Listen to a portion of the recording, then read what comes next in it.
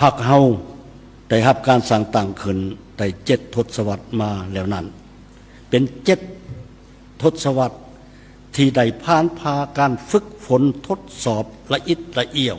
ยุ่งยากลำบากและได้ปรับปรุงก่อสร้างตนเองให้เติบใหญ่ขยายตัวก้าวเป็นก้าวมาสามารถนำพาภารกิจญาติได้ศาสนะเป็นแต่ละบาทก้าวมาจนสร้างได้สร้างวิรกรรมอันสง่าราศีซึ่งได้จารึกไว้ในหน้าประวัติศาสตร์ของศาสตร์ยุคใหม่นั่น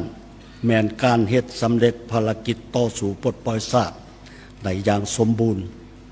ญาติเอาเอกราชอิสรภาพและความเป็นเจ้าของประเทศศาสตร์อันแท้จริงมาสู่กำมือของประชาชนลาวสร้างตั้งระบอบประชาธิปไตยประชาชนขึ้นมาได้และนับแต่นั่นมาพรรคเฮาก็ได้กลายเป็นพรรคกำอำนาจมาได้50 ปีแล้วและพรรคเฮายังมีภารกรรมอันใหญ่หลวงเพื่อสืบต่อบูรณะระบอบประชาธิปไตยประชาชนสร้างความสามารถตัวจริงเพื่อนำพาประเทศชาติก้าวสู่สังคมนิยม ตลอด70 ปีของการคงตัวและขยายตัวของพรรคเฮาได้มีขอ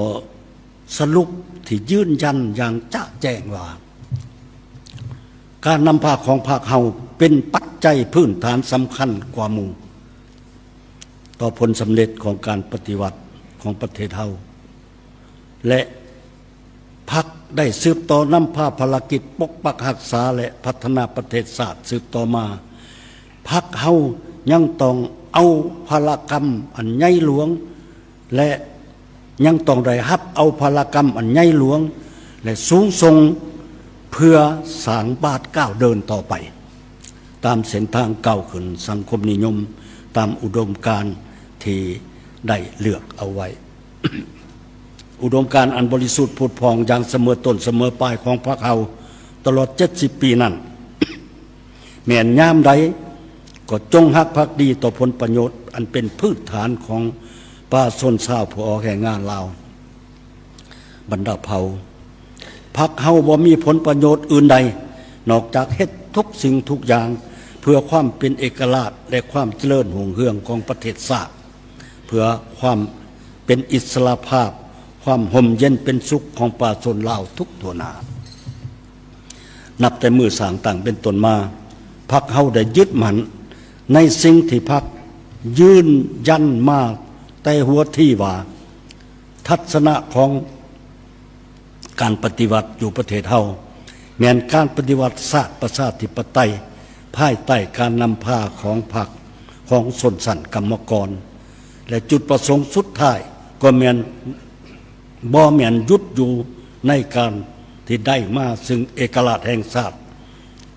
และความเป็นประชาธิปไตยแบบใหม่เท่านั้นหากยังต้องนำพาประเทศชาติก้าวขึ้นสู่สังคมนิยมจุดหมายดังกล่าวแม่นเส้นทางที่ถูกต้องเป็นไปแม่นเส้นทางที่ต้องเป็นไปของการปฏิวัติของประเทศเฮาภายใต้การนำพาของพรรคประชาชนปฏิวัติลาว